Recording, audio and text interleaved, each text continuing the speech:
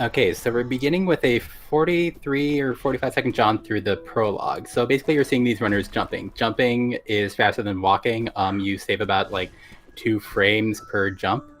So you're going to save about 1 second in the prologue here already. And we're being introduced to the basic mechanics, jumping and climbing. And at the end of this section, after this really cool riff, we're going to be seeing the dash.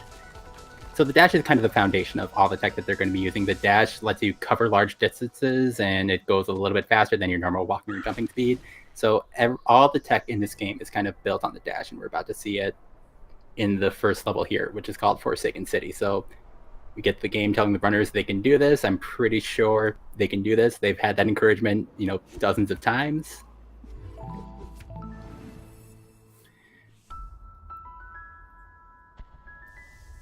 Okay, and we're off. So we've already seen a jump dash, which is just them jumping into a dash, and that gives you a jump with the dash speed. And then on Sefi's side, we're going to see a wall bounce, which is hitting a wall jump while you're in a dash, which lets you jump a little bit higher. And we've also seen a couple of dashing while holding down the D-pad, which lets them dash at just an incredible speed. All right, and now we're also going to see the last little bit of important tech, which is the extended hyper dash. If you jump a little bit after you start the hyper dash, I think it's like an 8-frame window, you can actually retain the dash.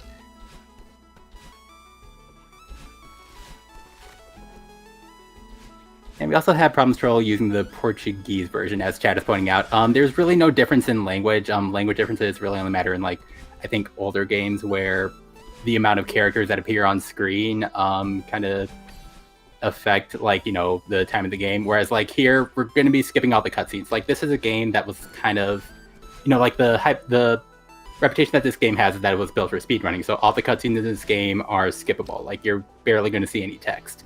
And while we're saying that, we already have problemstrol out of the first level, so that's really blatantly fast. I think that's a 106 for Forsaken City, which is just a really solid time. Sefi's not too far behind. The first levels, they're kind of not that. The first couple levels are, they're not difficult, but they're pretty consistent for all runners. You're gonna see a very close race through the first couple of chapters. And Sneaky looks like he's through the first chapter as well.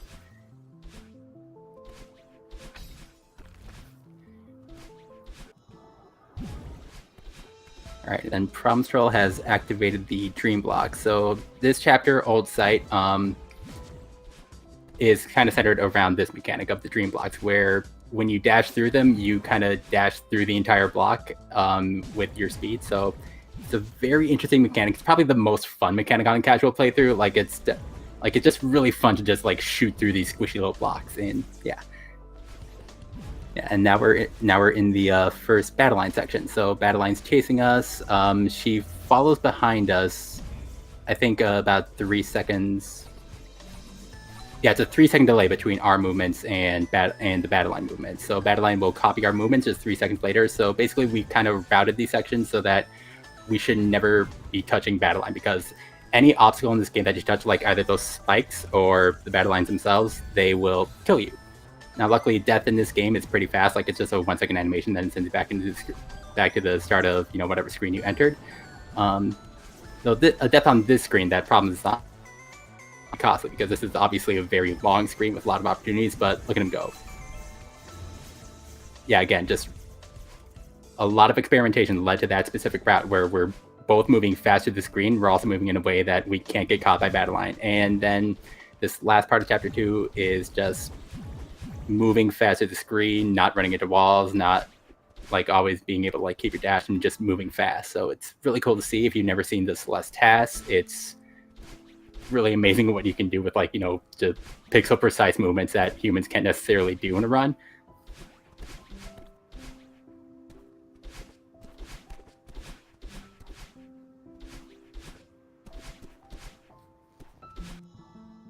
Yeah, very clean from problemstrol. Under 4 minutes through the first 2 chapters. Again, Sefi not too far behind. Sneaky also not too far behind himself. This is going to be a really interesting race, though this next level, the Celestial Resort, does present the first major point of divergence in this run, because it's both a substantially longer level than the first two levels. I think the IL world records for the first two levels are both under, like the IL world records combined are about 4 minutes long, whereas the IL world record for this is, about a little over 4 minutes. And whereas the first couple levels were kind of built more on like freedom of movement, like you can see on Sneaky side right now, he's kind of going through the awake section, and there's not a lot in the way of obstacles. Like all the things that can kill you are usually on the center of the screen or maybe laying behind you. Right now, we can see that the obstacles are now in the center of the screen, and not only that, but they're also moving. So they're moving on a cycle. So these cycles kind of stay the same throughout the run. Like you're never going to get the same cycle twice. There's no RNG in this game. There's no randomness in this game, which is both good and bad, because it's good because you're not going to get like 30 minutes deep into a run and just have some dumb thing in the game that you have no control over kind of dictate what time you're going to get. But it's also bad because, if you're kind of failing at the game, it's only your fault. It's very rarely the game's fault, and that can kind of be taxing on you mentally. So it's going to be interesting to see, like, who can recover from, like, because you're obviously going to be making mistakes in the precision platformer. So it's going to be interesting to see who can, like, recover from whatever mistakes that they make. But yeah, so we can see them navigating the obstacles. Like, Problems has been just navigating these cycles. Sefi's navigating these cycles. I'm sure Sneaky is navigating these cycles, and GrosHiken, wherever they are, is doing well.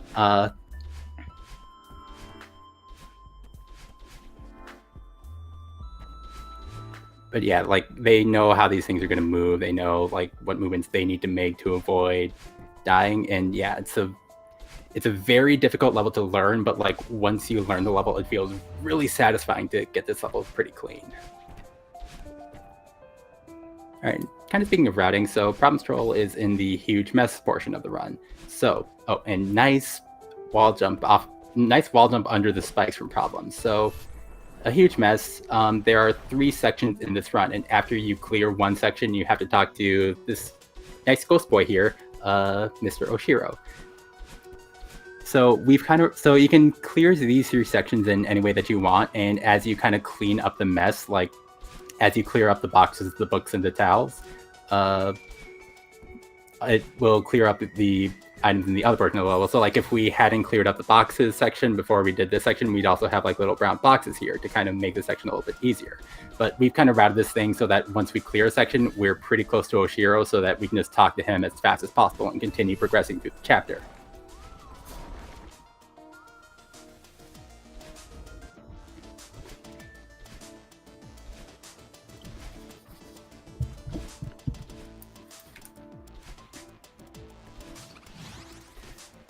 Okay, and GrosHiken is also, he's pretty close to problemstrol, so this is obviously going to be a really fun race in going on between between the bottom left and the top right, because their PBs are about 15 seconds apart, and they're both like, I think they're both in the top 10, or maybe GrosHiken's number 11, but they're still like really elite level runners, and it's going to be fun to watch them run. But obviously GrosHiken's racing Sneaky, Problems is racing Sefi. There's always the potential for an upset, but yeah.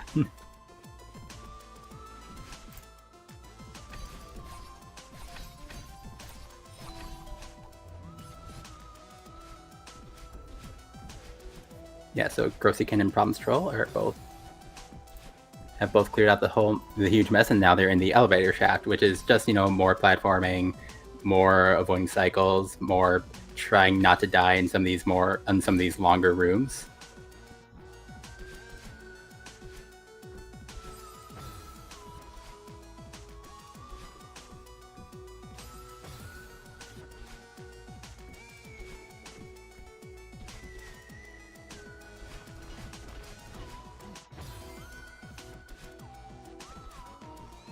And really solid quad hyperdash room from GrosHiken there. That room, you not only have to like time those dashes correctly, you also have to control those dashes effectively. Like, those are some really precise jumps that he had to make. And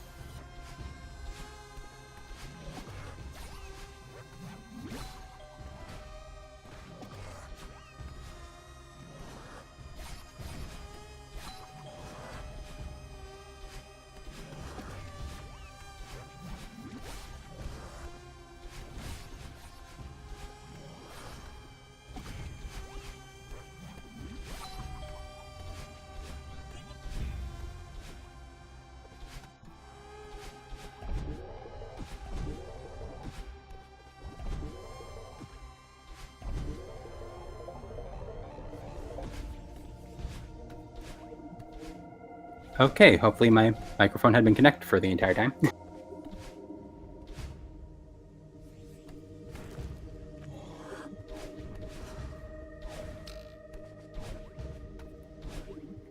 Yeah, so everyone's making really good progress. This has been a very exciting race so far. Like, everyone's just kind of like doing their best, playing very well in accordance with their skill level. It's been really fun to watch this so far.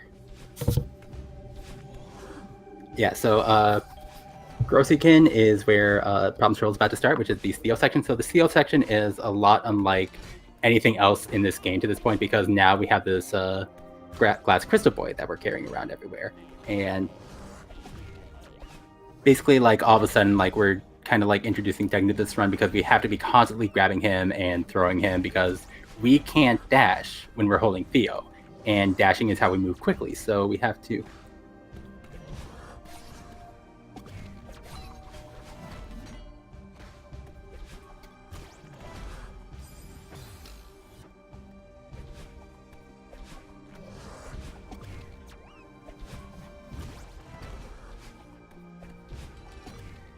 Yeah, so unfortunately, I'm very sorry about that. My mic cut out. Like, I wish I had just been like holding my push to talk button for a while, but apparently that was a mistake. Hold on 1 second here. Actually, no, we don't really have time to set up. So, GrosHiken is starting off in the reflection level. So we already saw Lake Skipper.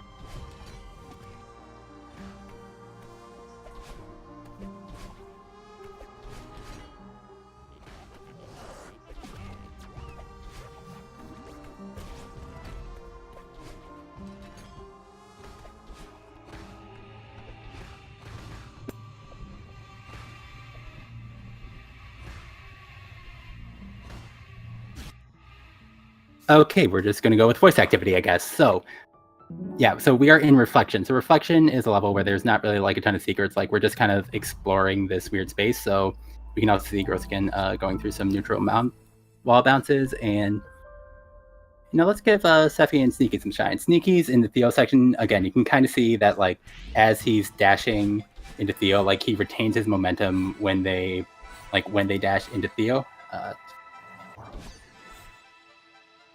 Yeah, so these dashes that he's doing, like, that's how he's moving quickly through the level, because again, you cannot dash without Theo. And Sefi starting their Theo section as well. Well, and again, like, you can kind of see that it's also very difficult to, like, not only like do these dashes with Theo, but keep Theo kind of like in your grasp and like avoid these secrets. Like, there's a lot that goes on in this section, and this is like maybe the hardest part of a level for a new runner to master, because it's the most technically demanding part of the run, and it's also the most like improv heavy part, I would say, because again, we can kind of predict where these secrets are going to go, but like, as you saw with SefiCompacto, sometimes they will just do something weird, and you kind of have to adjust to this new thing that they're doing. All right. Meanwhile, problemstrol, maybe he got like skip. Again, there's like 1,000 things that can go wrong. As I said, that you couldn't hear because the microphone, because Discord was weird. Every single input that these runners are amazing. Like, I mean, what he was trying to do there would have been amazing. But yeah, you kind of saw what he did there. Like, just running into the block so that the block would stop, so that the block would drop, so that the crush block, affectionately named the Kevin block, would be able to flow through the rest of the screen continuously, because the way that you're supposed to do that screen is hit that block, get on top of that Kevin block, the Kevin block hit that block, which stops the Kevin block, and then just continue moving on by hitting the Kevin block again. So just anything that these runners are doing is just like really precise, really cool to see. Again, chat should just be a never-ending stream of Poc champs and just hype emotes, like, because this is just a really fun run. It's obviously really hype. Yeah. All right, and GrosHiken in the swimming section. So originally, this level was intended to be nothing but water. This is supposed to be like this game's water level, but that was scrapped because water levels can be kind of boring, though honestly, I would be intrigued to play these devs. Oh, that was really fast movement to that screen. I don't know if that was necessarily the full battle line boost that he was setting up for, but that was still really fast, really cool to see from GrosHiken. Yeah, this game's just so fun. It's so cool. It's so well designed. It's like, obviously this is like a minor indie game, so once Game of the Year releases, once Game of the Year lists and rewards are like doled out like at the end of the year, it may get ignored in favor of like some AAA title. But this is Game of the Year. Like this is just so fun to like not just watch but also play. Yeah, and we can also see on Sefi's screen that he's going through these feathers. So the feathers are, it's kind of weird to like see them without the context of the plot, because all of a sudden we're just like kind of floating through the sky with these feathers, like we're not ourselves anymore. But it's another mechanic that like makes sense in the context of the plot. And another thing about the feathers is that they are the only thing in this game, and nice crush block skip from Sefi. So the feathers are the only thing in the game that have like full 360-degree movement. Like Madeline herself, the main character, can only move in 8 directions, whereas feathers have full range of movement. So you'll often see runners, if they have a controller cam, switching to analog stick as opposed to D-pad for those sections, because it's a lot easier to control, and it's also faster to control because like you lose a little bit of speed every time you have to turn more than a certain amount of degrees. All right, so both GrosHiken and problemstrol are in the Battle Line fight, which has maybe one of the best songs in the game. So yeah, unlike the first Battle Line section over in Old Site, unlike the first Battle Line section in Old Site where we were running away from Madeline, now we are confronting her head on. Like, and again, that's something else that's going to make sense in the plot. Yeah, so basically we're just trying to get near her. We're trying to, like, confront her, everything that we're going through. And yeah, we got some hey on the chat there. Awesome. And as you can kind of see on problemstrol screen here, these screens are really long. So the main optimization strat for these screens is don't die, because when a screen can last potentially like 10-15 seconds, you don't want to die, because that's a lot of time that you're going to lose. But the second main speed strat is, as you kind of saw from Troll right there, you want to get down to the ground as fast as possible, because all the speed tech that we do is kind of based on being on the ground. Like you can wave dash on the ground, you can hyper dash on the ground. Yeah, so you're just trying to get to the ground as fast as possible, because like if you're just floating through the air, you only have a certain amount of speed, and you can't actually like gain any speed as you're slowly falling. So just holding down to get to the ground faster, and just trying to move as fast as you can. Like especially in this, like you can kind of on that section, like problemstrol just kind of like bouncing just unbelievable speed through that screen. Another thing that like really saves time for on Sefi's screen, the crush blocks actually move a little bit faster than Madeline's falling movement. So by holding on to that Kevin block, Sefi was able to fall down just like a few frames faster. And it's maybe a minor time save, but any time save in this game is huge. Like it's obviously like a short speed game, so you're going to take that opportunity to save time, as we're probably going to see later on in the last level of the summit, which GrosHiken has started.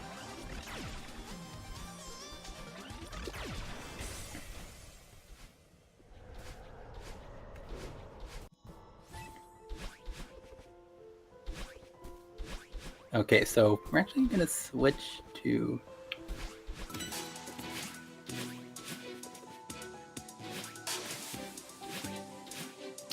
Yeah, so we have switched to GrosHiken's audio because they're in the lead in not just the 4-way race, but obviously in their own race. And some music is also really, really fun. Like this is just like music that gets you pumped. It's really, really cool. Like again, the aesthetics on this level, like look at that background. This game is just like pretty to look at, pretty to listen to. It's so good.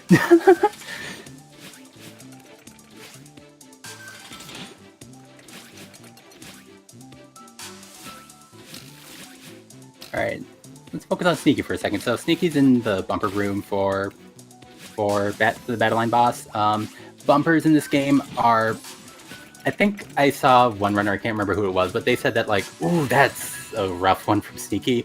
But the bumpers, again, this game has no RNG, but the bumpers are kind of as close as they come, because they kind of bounce you depending on where you run into them, and they move on a cycle, but it's really hard to predict like where you're going to land on them, because again, like if you land just like a few degrees off of where you're supposed to land, you're just going to go in a direction that you aren't necessarily able to predict, and you kind of have to adjust to them sometimes. But room like 5 rooms ago at this point, so very good job of dealing with like what the buffers can give him. Meanwhile, Sefi is on that same room Sneak was on when I started that sentence, and he's nailing it. Yeah, this is a really good pace from Sefi. Like, his PB, I think, was a 40.55, so that's interesting. We should keep an eye on that for a little bit. But right now, let's go over to GrosHiken, where he's in the remix. So the summit consists of 7 sections. The first 6 sections are remixes of chapters that you've already played. Like, we get to see the Dream Blocks again. And the Dream Block sections, like Old Site and both Old Site and 1000 meters, are both like woefully short. Like, the Dream Block mechanic is so fun. Like, shooting through the squishy box is the best, but you only see them for like a total of 3 minutes, whereas you get these Dust Bunnies for, I don't know, 7 minutes. Like, more of the run than they really should be. And again, kind of like the Battle Line fight, this is one of the longest rooms in the game that GrosHiken is up on, so dying in this room would be really costly, but he gets through it.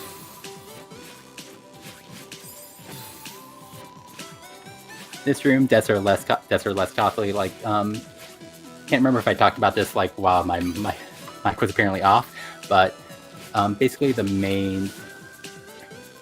dying in this game, obviously you're going to die in this game, so the main 2 things about like adjusting to deaths are dying quickly, like mashing A after you jump to like skip this like 1-second explosion cutscene that plays every time you die, and just being able to like mentally recover from your own mistakes, because like you kind of have to know that you're going to die in this game. It's going to happen, like 20 times a run, and even an optimal run of this game is always going to have like 2 additional deaths,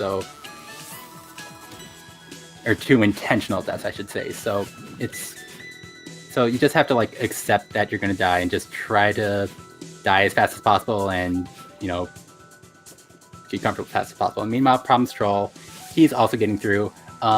In this 4-way, he's about like 1 summit section behind GrosHiken, but in his race with SefiCompacto, because these are 2 1v1 races that we're watching right now, problemstrol versus SefiCompacto and GrosHiken versus Sneaky, he's pretty comfortably ahead.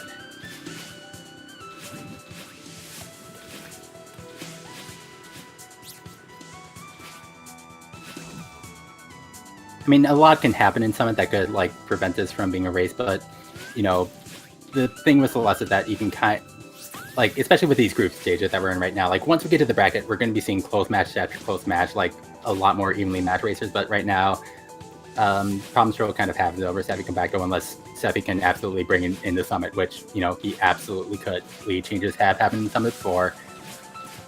But yeah, we're just kind of here to like watch some really good gameplay for really good runners with pretty distinct play styles. All right, so Sneaky is on the 1000 meter section, which is the remix of City. He's through it okay.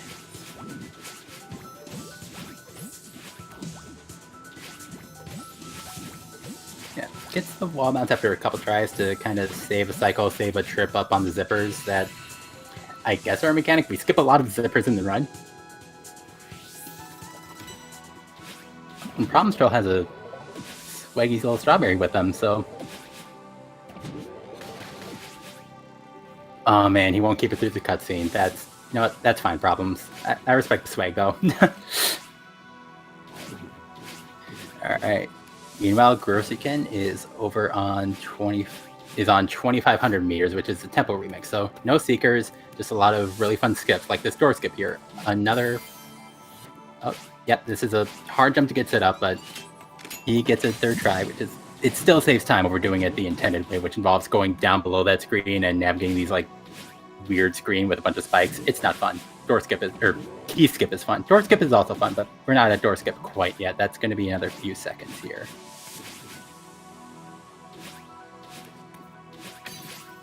Here, threads the needle there, and we are going for door skip. This is a very precise trick. It saves a second, but if you fail it, it loses however long it takes to get there. Oh man.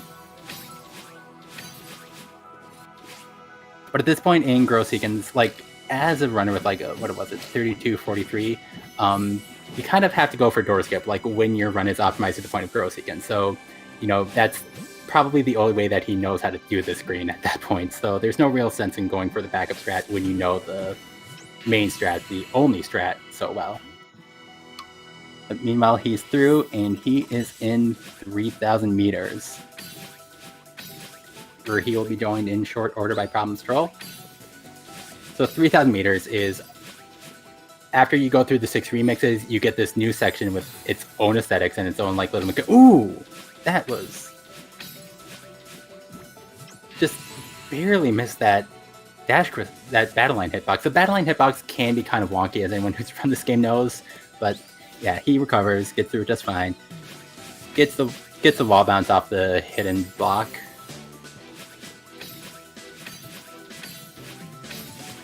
Yeah, so right now, GrosHiken is in the downdraft section, where basically in this level, the gravity is kind of played with. So whereas like in... Oh, and we're also seeing door skip from problemstrol. No real surprise. Gets it first try. What a gamer. What a problemstrol. Anyway, so downdraft. So this section kind of plays with gravity. So downdraft will force you down. So that means that you have to be really precise with your dashes and your jumps, really control like these wall bounces that you're doing to try to gain any height advantage. Nice little hyper dash from him, and he's through the downdraft section. Now he's going to be going to the updraft section, where now you're just super floaty. Like any jump you make will give you incredible height. Any wall bounce that you make will give you incredible height. And there's a lot of like really interesting skips you can do, like that little flag skip there.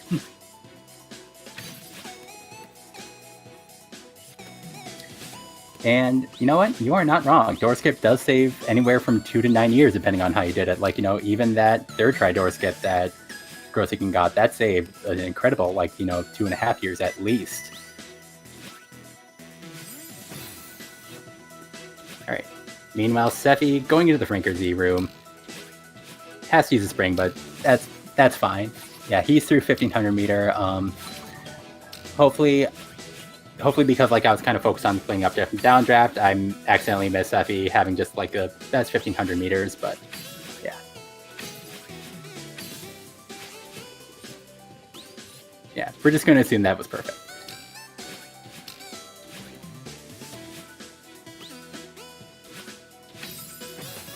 Yep, through 1,500 meters and into the Golden Ridge remix, where Sneaky currently is.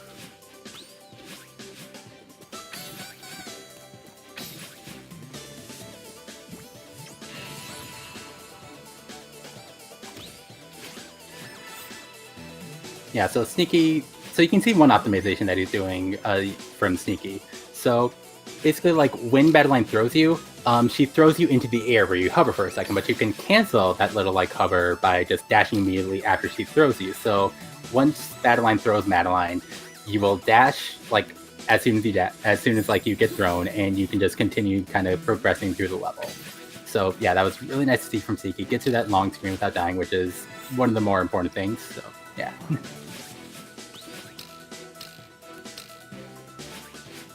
And evidently, while explaining the tiny optimization, I missed something really cool that Problems did. The cool thing that problemstrol did was play Celeste. Every little, I've been saying, every little trick in this game is super cool.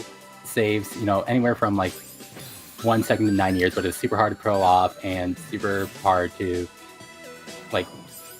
this game is just easy to learn, hard to master. You can learn the basic movements just by I did, just by watching a YouTube tutorial on advanced movement tech, but learning stuff like that little neutral wall jump that Problems did, just skip that dash crystal and save just a couple sections, that's really hard. That takes a lot of practice to master. If you were in the stream before this race started and you were kind of watching the small practice sessions each of these races were doing before this run, you could see that problemstrol had a practice file with I think 200 hours on it. GrosHiken had 170 hours on it.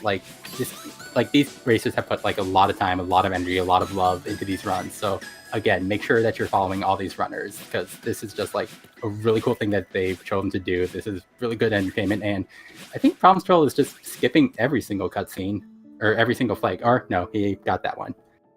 All right. Meanwhile, GrosHiken, while I was just talking there, completes the last section of Summit, which is just jumps with normal gravity, and he has finished with an in-game time of 34:41. Incredible run from GrosHiken. Just awesome job all around. And nice little dash into the epilogue cutscene, even saving time where it doesn't really matter. Awesome job.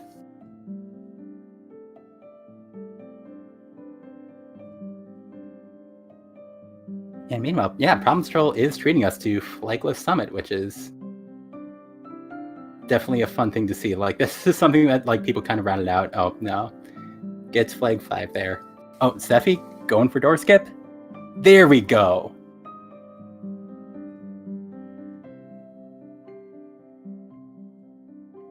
And meanwhile, Sneaky, he's in the downdraft section. I can't say that I was able to catch his last few screens at 2,500 meters, so we'll say that this was a quad door skip race. Hooray!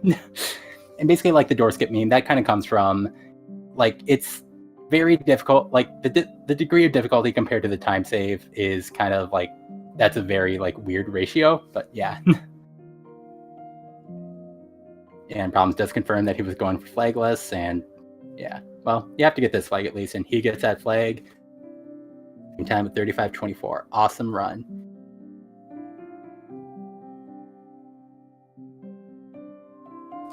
All right, and meanwhile, Sneaky's PB is 37:08, so it might be a little bit out of reach at this point because, you know, obviously you need less than a minute to get through the rest of the updraft and the last 5 flags. So, but again, this is still like a really solid run, and Sefi getting to Summit. So he's at 36:49 on these first couple screens, and he's running a PB of 40:55. So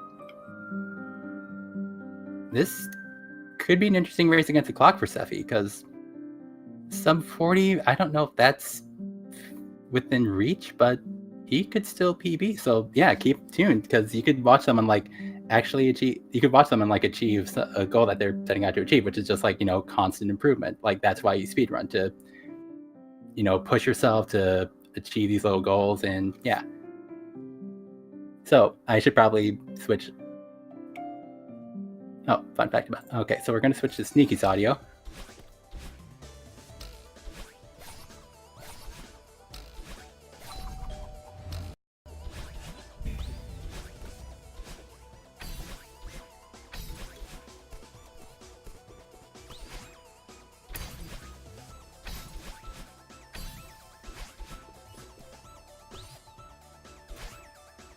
All right, but yeah, as Chad is pointing out, maybe I shouldn't talk about that for a little bit. Let's just focus on Sneaky for a little bit, because he's just trying to make it through the summit. He's finishing this race out because, you know, he's here for your entertainment. Yeah, getting through these last couple screens of the updraft, gets through some of the longer screens in the game. Yeah, death in updrafts is especially punishing because they're longer flags, and if you die, you just have to go through the whole thing again. Yeah, so gets through, and then he's on to the last screen of the updraft section, which is just, you take the feather, you fly up, get the cloud, you jump, and then you just climb up to the next flag, which you...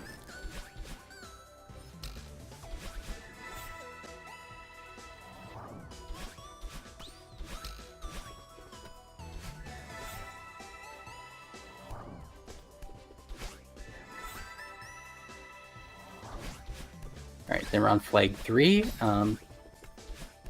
And that's another thing where you just kind of, like, again, very precise movements with that feather. Like, and precise movements with the feather are kind of an anathema. Like, it's very hard to control precisely with the feather, but he gets through. Again, that's like a lot of practice time to get the feather controls down. He's climbing flag 1. Some would argue this is the hardest flag in the game, but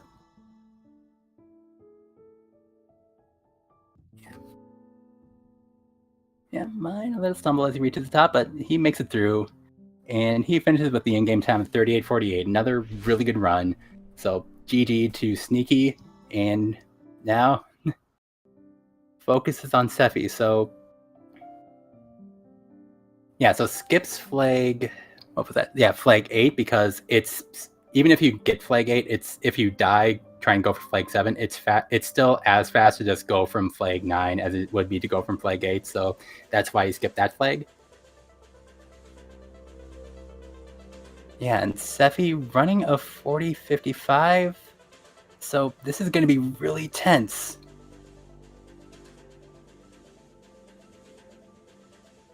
Yeah, gets the wall bounce, gets to the feather,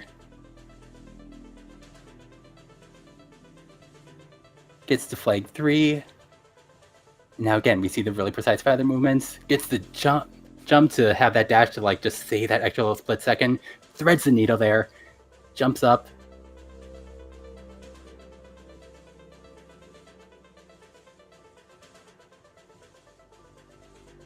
just barely skirts the edge, and he's on flag 1. So this is going to be a pretty solid improvement. Oh man. Made me a little nervous with that jump right there.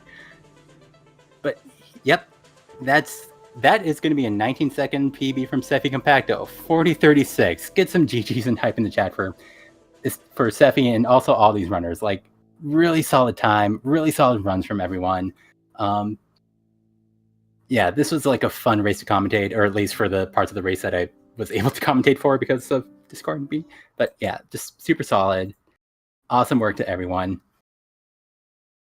Come on. Should probably get into the SRTV room and...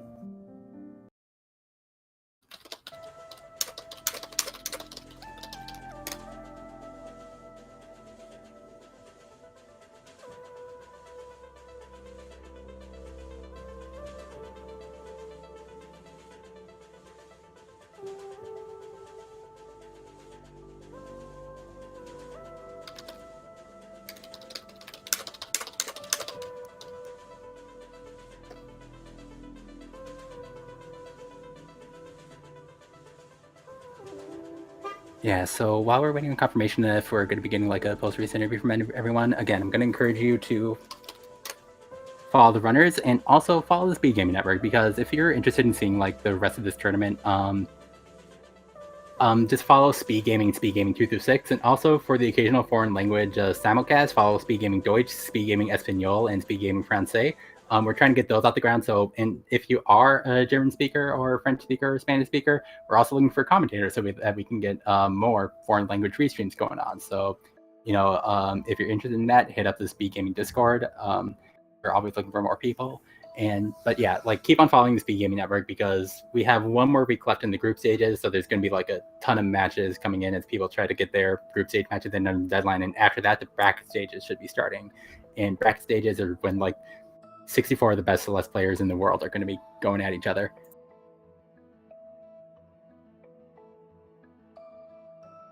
All right, so invites for interviews have been sent, so we'll see if anyone comes into the setup channel.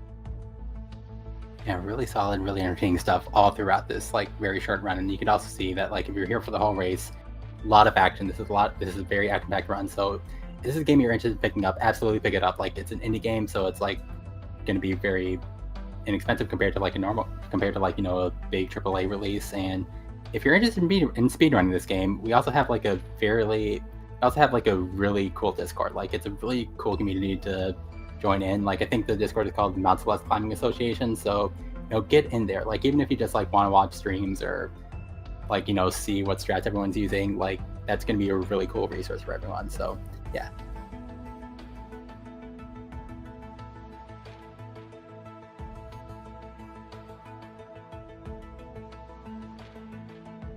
All right.